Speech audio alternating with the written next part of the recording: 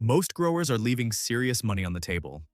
Not because they're on the wrong land, not because they lack equipment, not because the market isn't there, because they're growing the wrong plants entirely.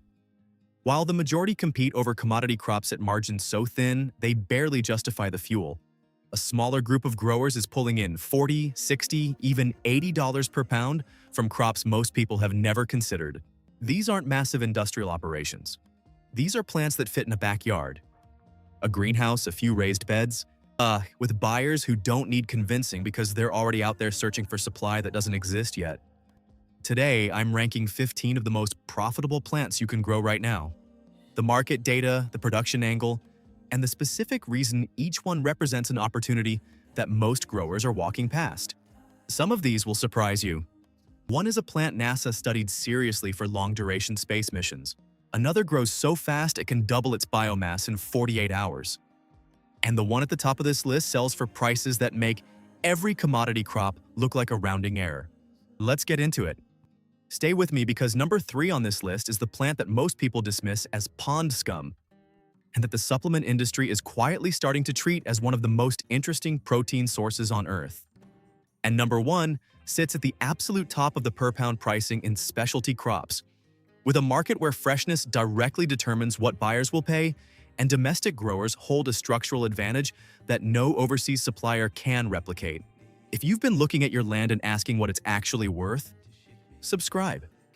We dig into the business side of specialty crops every week.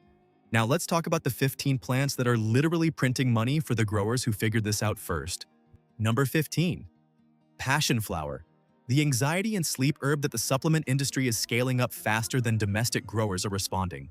Passiflora incarnata sells for $15 to $30 per pound dried, and the demand driver behind it is structural, not trend-dependent. The mental health supplement category, sleep support, anxiety relief, stress management, is one of the fastest-growing segments in the entire natural products industry. Passion flower is a primary ingredient in that category with a research base solid enough that major supplement brands use it as a headline compound rather than a supporting note. Clinical evidence supports its traditional use for anxiety and insomnia without the dependency risks associated with pharmaceutical alternatives, which is precisely what wellness consumers are actively seeking. The market is not waiting to be built. It is already built, already organized, and already spending. The supply gap is simply a function of how few growers have noticed the opportunity. Passion flower is a vigorous perennial vine that establishes quickly, requires minimal inputs, and produces harvestable aerial parts through the growing season. The buyers, herbal supplement companies, tincture makers, functional tea brands, and direct-to-consumer wellness brands are consistent, repeat purchasing accounts. The entry barrier is not market development. The market is already there. It is production. Start here if you want low barriers, immediate market access, and a buyer pool that keeps growing regardless of what wellness trend dominates next season. Number 14 is the sleep herb that has been used for 2,000 years and that the modern sleep supplement market is treating like it just discovered it. Number 14. Valerian, $20 to $40 per pound for dried root with a sleep supplement market that's growing year over year and domestic root supply that consistently falls short of what manufacturers need. The global sleep economy is worth hundreds of billions of dollars. Inside it, the herbal sleep support category is growing faster than pharmaceutical options as consumers specifically seek alternatives without dependency risk. Valerian root is the foundational ingredient in that category. Valeriana officinalis root takes 2 years to reach optimal harvest weight, which is exactly why the supply chain is thin. Most growers assess a 2-year wait and move on. The ones who plant it now and pair it with faster-turning crops while they wait are the ones who will have something that's genuinely hard to source in domestic organic markets. The patience filter is the competitive moat. Certified organic domestic valerian root commands premiums that imported material cannot match, because provenance, freshness, and supply chain transparency are increasingly purchasing requirements for the brands that pay the best prices. 2 years. Then a perennial root harvest that compounds every season. Number 13 is the botanical that every natural skincare formulator needs and that the craft beauty industry has made into one of the most reliably sellable crops a small grower can produce. Number 13. Calendula, $20 to $50 per pound for dried flowers with exit roots flexible enough to serve multiple buyer pools from the same planting. What separates calendula from most crops on this list is optionality. You can sell wholesale by the pound to natural cosmetics manufacturers who need consistent volume. You can sell smaller quantities directly to the growing community of small batch soap makers and indie skincare formulators. A buyer pool that has exploded with the rise of direct-to-consumer beauty brands. Or you can produce value-added products yourself. Infused oils, dried flower packs, skincare kits. 3 different revenue strategies from one crop at 3 different margin profiles. Calendula blooms continuously through the growing season, and the harvest model reinforces itself. Pick frequently to encourage more flowers, which keeps the plant producing longer. Post-harvest handling is where premium pricing is won or lost. Careful low heat drying that preserves color and active compounds positions you at the top end of that price range. Few crops reward quality attention as directly as this one. Number 12 is the fermented category's most compelling entrant. A mushroom that sits at the intersection of cognitive health, immune support, and the fastest growing segment in the entire supplement industry. Number 12. Lion's mane mushroom. $30 to $60 per pound dried, with a cognitive health market that has made this the fastest growing mushroom supplement category in the industry. Hericium erinaceus contains compounds, hericenones and erinacines, that have been studied for their effects on nerve growth factor stimulation and cognitive function. That research base is what moved Lion's Mane from specialty health food store to mainstream supplement aisle, and what's now driving serious investment from functional food and beverage brands building cognitive health product lines. The buyers aren't just supplement companies. Specialty coffee brands are adding it to their products. Functional chocolate companies are building formulations around it. Craft mushroom farmers selling directly to chefs are finding the market before it gets organized. Lion's Mane can be grown on supplemented hardwood sawdust blocks in a small humidity-controlled space. The fruiting cycle is relatively fast compared to root crops, with multiple flushes possible from a single block. Indoor production means year-round harvests regardless of climate. For growers with limited outdoor space and consistent attention to environmental conditions, this is one of the highest value crops per square foot available. Number 11 is the sacred herb that crossed from Ayurvedic tradition into mainstream Western wellness and brought a market with it that's still growing faster than domestic supply can follow. Number 11. Tulsi, $20 to $45 per pound dried, with a buyer pool that spans traditional South Asian communities, functional tea brands, and mainstream supplement companies simultaneously. What makes Tulsi commercially resilient is the diversity of who buys it. The traditional market never disappeared. South Asian communities across North America represent stable, consistent, trend-independent demand. The modern adaptogen movement layered an entirely new buyer on top of that base. Western consumers pursuing stress relief and immune support through functional herbal teas, a category that is one of the strongest growth areas in the beverage industry right now. Domestic supply is meaningfully behind where demand already sits. Small growers supplying directly to regional tea blenders and wellness brands often find buyers actively seeking alternatives to overseas sourcing, not to reduce cost, but because traceability and origin story have become marketing assets. A brand whose identity depends on transparency wants a supply chain story that holds up. A domestic grower with a verifiable farm and practice gives them that. An overseas commodity supplier cannot. Tulsi is a warm season producer with multiple harvests per season, dries well, ships cleanly. Deep traditional roots, rapidly expanding modern channel. That combination tends to hold pricing across market cycles. Number 10 is the adaptogen category's most researched plant, with a 2-year timeline that most growers walk away from. And that's exactly why the margins are still intact for those who don't. Number 10.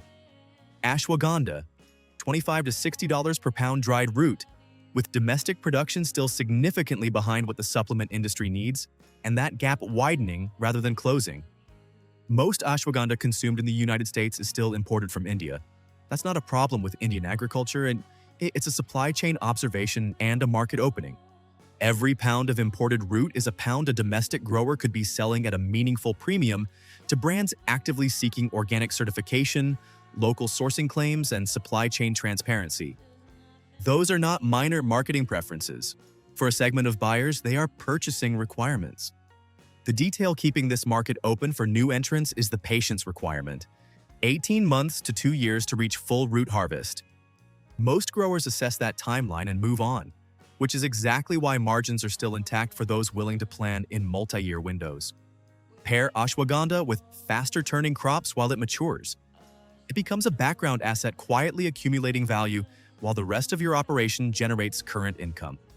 The weight isn't a flaw in the business model, it's the filter that keeps the field clear. Number 9 is the zero-calorie sweetener market's plant-based answer. And the real opportunity isn't where most people look for it. Number 9.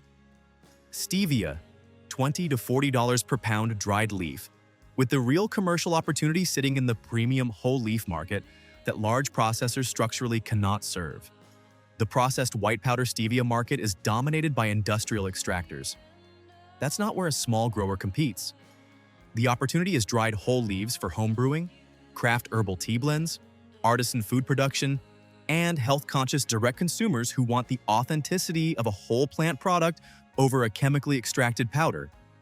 That segment values what you have that the industrial supply chain doesn't. Origin story, minimal processing, clean sourcing, direct relationship. A single well-managed greenhouse bed can supply several local tea shops or natural food co-ops on a recurring basis. Those are the kinds of steady, relationship-based accounts that turn a niche crop into a durable income stream. The sugar alternatives market isn't a trend, it's a structural, generational shift. Stevia is at the center of it, and the premium whole leaf segment is still largely uncontested. Number 8 is the herb most people pull out of their garden, bag, and put in the compost, without knowing it's worth more per pound than most vegetables they actually planted. Number 8. Purslane, $15 to $30 per pound at specialty markets with omega-3 content higher than most leafy greens and a food culture momentum that's building real commercial demand. Portulaca oleracea is the weed in your garden that nutritional science has been quietly validating for decades. More omega-3 fatty acids than spinach. A clean, slightly lemony flavor that upscale restaurants are incorporating as a salad green and garnish. The farm-to-table movement specifically rewards unusual, nutrient-dense ingredients with a story, and purslane has both the nutrition and the narrative. Mediterranean food culture has eaten it for centuries. Nutritional research keeps confirming why, and American chefs discovering it are willing to pay specialty pricing for consistent local supply. The production math is almost absurd in its simplicity. Purslane grows aggressively with no inputs, costs nothing to establish beyond knowing, to harvest rather than remove it. And the only real investment is finding the right buyers and managing relationships with them. Farmers markets, specialty grocery stores, and restaurants with adventurous menus are the primary targets. Direct accounts with restaurants that value unusual greens will pay at the high end of the range for consistent weekly delivery. The weed everyone removes is a cash crop nobody has formally claimed. In specialty agriculture, unclaimed markets with documented demand and zero production cost are not common. When you find one, you move on it before someone else does. Number 7 is the pet industry's most overlooked crop. And the buyers in that market pay premium prices with the same standards they apply to their own health products. Number 7. Catnip, $30 to $60 per pound for premium organic product, serving a pet industry that has fundamentally changed how it spends money and why. Pet owners in North America are applying the same purchasing standards to their animals that they apply to themselves. Organic ingredients, clean sourcing, verifiable quality, no filler material. Commercial bulk catnip, the kind that fills mass-market toy stuffings, is largely stripped of potency, poorly dried, and often mixed with a low-value plant material. It doesn't work the way fresh, properly dried catnip works, and pet owners who know the difference are actively seeking better supply. High-end pet boutiques, natural pet retailers, and direct-to-consumer subscription box companies are all experiencing the same sourcing problem. They can't consistently find premium product. A grower who can deliver clean, potent, well-dried catnip on a reliable schedule to that buyer pool has something they will pay to protect. Catnip is a vigorous perennial. Plant once, harvest for years. Never underestimate a market where buyers extend the same care to their pets that they give themselves. Number 6 is an emerging protein source that the supplement industry, aquaculture operators, and animal feed researchers are all watching at the same time, from very different angles. Number 6. Duckweed, $20 to $60 per pound dried. With a protein content higher than soybeans and a production model unlike anything in conventional agriculture. Wolffia and Lemna species are the fastest growing plants on the planet. Under optimal conditions, they double total biomass every 24 to 48 hours. Not weekly, daily. NASA studied duckweed as a protein source for long-duration space missions, not as a novelty, but as a serious candidate for closed-loop biological life support. Dried, it runs 40 to 45% protein by dry weight. Soybeans, the benchmark protein crop for the entire global agricultural industry, sit around 35%. That gap has caught serious attention from supplement companies, aquaculture operations, and animal feed researchers who need high-protein, sustainably produced, low-land impact plant material. The production model operates in tanks or shallow ponds rather than fields. Growth rate is so extreme that a modest starting volume becomes a harvestable quantity within days. Space efficiency per square foot is genuinely unlike anything row crops can achieve. The market is early, but the direction of investment is clear. Early commercial growers entering now are positioning before demand formally organizes. Before we get to the top 5, I want to share something with you. If you're watching this and the question in your head isn't which plant is interesting, but how do I actually build something from this? I put together a system specifically for that. It's called the Green Gold Code, a step-by-step business framework for turning medicinal and specialty herb growing into a real, high-margin operation. Not a growing guide, a business system from identifying your market and your first buyers to structuring production to scaling. The kind of practical roadmap that turns the information in a video like this into an actual income-generating operation. The link is in the first pinned comment below. If you're serious about making this real, it's there. Now let's get into the top 5, because this is where the pricing gets genuinely extraordinary. Number 5. Black seed, $25 to $50 per pound, with a supplement market that has been growing for a decade and domestic production that is almost non-existent relative to where demand already sits. Nigella sativa has been used medicinally across the Middle East and South Asia for thousands of years, and modern clinical research has validated enough of its traditional applications that the supplement industry has built serious infrastructure around it. Blood pressure support, blood sugar regulation, immune modulation, antimicrobial properties. Thymoquinone, its primary active compound, has been studied across more conditions than almost any single plant compound in the current research literature. Consumer awareness of black seed has been climbing steadily as wellness media covers the research, and supplement sales have followed. The domestic supply chain is essentially undeveloped. Most black seed is imported, quality is inconsistent, and buyers who want certified organic domestic product with traceability are not finding it. Nigella sativa grows as an annual in most temperate climates. Straightforward cultivation, seeds are the harvestable product. They store well and ship easily. The market is real, the demand is documented, and the domestic production gap is wide open. Number 4 is the plant behind a caffeinated beverage category that doesn't exist yet at scale, but that has everything it needs to become one of the defining specialty crops of the next decade. Number 4. Yaupon holly, $30 to $70 per pound, as America's only native caffeinated plant returns to the market after 300 years of imposed absence. Ilex vomitoria is the only plant native to North America that contains caffeine. Indigenous peoples used it for thousands of years, ceremonially, medicinally, and as a daily beverage. European colonists, reacting to its Latin name, effectively suppressed it from the continent's food culture. That suppression is ending, driven by the craft beverage industry, the local food movement, and sustainability-focused consumers who want a caffeinated beverage with provenance, story, and ecological credentials that no imported tea can replicate. The opportunity is not just the plant, it's the category. Yaupon is not entering a crowded space, it's creating one.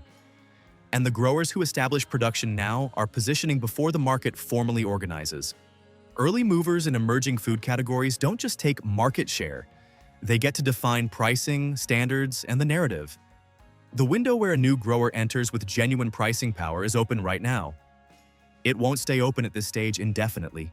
Yaupon grows wild across the southeastern United States. Cultivated production is still in its infancy.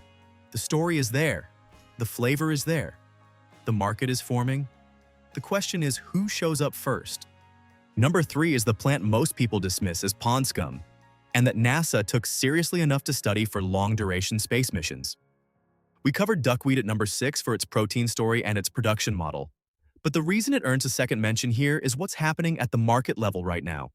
The investment flowing into alternative protein, the research dollars, the brand launches, the ingredient sourcing agreements, is accelerating. Duckweed is being evaluated not as a curiosity, but as a serious candidate for the next generation of plant-based protein supply chains. Growers who build production capability now, before that infrastructure is established, will be selling into a market that's already organized around what they have. That timing advantage is what makes this a top 3 position on this list. The plant didn't change, the market around it did. Number 2 is the miracle tree that grows 15 feet in its first year, with a supplement market that is still dramatically outpacing available domestic supply and shows no sign of slowing. Number 2. Moringa, $20 to $40 per pound dried leaf, with a domestic supply chain so far behind demand that growers entering the market now are not competing for share. They're filling a void. Moringa oleifera is called the miracle tree, and the agricultural case behind that label is specific and defensible. The leaves are dense with vitamins A, C, and E minerals, and plant protein in bioavailable form, a nutritional profile that translated directly into supplement products now occupying prominent shelf space in health retailers and being built into direct-to-consumer wellness brands at a pace that hasn't slowed. The brands selling these products are largely sourcing internationally because domestic supply hasn't materialized to meet them. There are small-scale growers in Florida and Southern California already selling directly to local supplement brands and wellness cafes, not at commodity import prices, but at a meaningful premium because they can offer fresh dried product with a verifiable origin and a 2-day delivery window. No overseas supplier can match that. A domestic grower with organic certification and demonstrated freshness traceability doesn't need to compete on price. They compete on what imported moringa structurally cannot offer: proximity, story, and freshness. That's a different kind of market position, and it tends to be more durable than commodity pricing ever gets. The tree grows fast, harvests multiple times per season, and becomes a permanent production asset over years. The market is already there, the supply isn't. And now, number 1. The crop at the top of this list isn't there because of volume. It's there because of per-pound pricing that resets every expectation you have about what a specialty crop can earn. And because domestic growers hold a structural advantage that overseas supply chains cannot replicate no matter how much they scale. Number 1. Sichuan pepper, $40 to $80 per pound, and in premium markets higher still, with a flavor profile that has no substitute and a freshness-dependent potency that makes domestic production structurally superior to imports. Sichuan cuisine has moved from niche curiosity to sustained culinary movement in Western food culture. High-end restaurants, serious food media, and a new generation of adventurous home cooks have all arrived at the same realization. There is no substitute for Sichuan pepper. The mala sensation, that distinctive numbing, tingling effect produced by hydroxy-alpha-sanshul compounds, is an entirely different category of sensory experience. When a chef is building a dish around it, they pay the real price because nothing else gets them there. Here is the structural advantage that domestic growers hold, and that no overseas supplier can close. The aromatic compounds that produce the mala sensation are volatile. They degrade in transit and storage. Peppercorns that spent weeks in a shipping container from Asia are measurably less potent than product harvested, processed, and delivered domestically within days. A chef who has tasted the difference knows immediately, and will pay the price difference without negotiation. Specialty spice companies, high-end restaurant suppliers, and the growing direct-to-consumer spice subscription market are actively searching for domestic sources that guarantee quality and freshness. Most of them are not finding what they need. The Xanthoxylum shrub grows in temperate climates across USDA hardiness zones 5 through 9, a range covering a substantial portion of the continental United States. The barrier isn't geography. It's unfamiliarity and the willingness to learn a crop outside the conventional agricultural playbook. The combination that exists in this crop right now, highest per pound ceiling on this list, genuine and growing consumer demand, a flavor profile with no substitute, and extremely limited domestic competition, is genuinely rare. Most of these conditions don't coexist. In Sichuan pepper right now, they do. Before I close, let me say this directly. If you made it this far, you now understand something most growers never think to question. The crop is a choice. Not an obligation, not a default. A decision. And that decision determines your margin more than almost anything else about how you grow. Commodity crops compete on volume. The operation with the most acres, the lowest cost per pound, and the most efficient logistics wins. If that's the game, most small and mid-sized growers are structurally set up to lose it. The math hasn't worked in their favor for a long time. The crops on this list compete on something different: knowledge, quality, and market positioning. You don't need to be the biggest producer. You need to understand your crop better than the next grower, build direct relationships with buyers who value what you're offering, and produce consistently enough that those buyers don't want to look elsewhere. That's a game where a 2-acre operation can outperform a 200-acre one. Not because of luck, because of information. If you're ready to turn that information into a real operation, the Green Gold Code is the business system I built for exactly that. The link is in the first pinned comment. It's there when you're ready. Almost every plant on this list can be grown on a small footprint. Several can be started with equipment you already own. Most can be launched as a side operation before you've committed to changing anything about what you're currently doing. The entry cost is low. The learning curve is real but manageable. And the window, the moment where domestic supply is thin enough that a new grower enters with genuine pricing power, is open right now for most of these crops. It won't stay open indefinitely. The growers who move now capture the pricing and the relationships. The ones who wait will enter a more crowded market at lower margins. That's not a warning. It's just how specialty crop markets develop. Tell me in the comments, if you had to start with one crop from this list today, considering your climate, your available space, and how quickly you want to see a return, which one actually makes sense for you? And what's the one thing genuinely standing between you and starting? Drop it in the comments.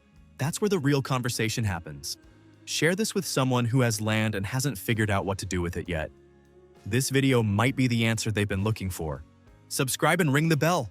Thanks for watching. I'll see you in the next one.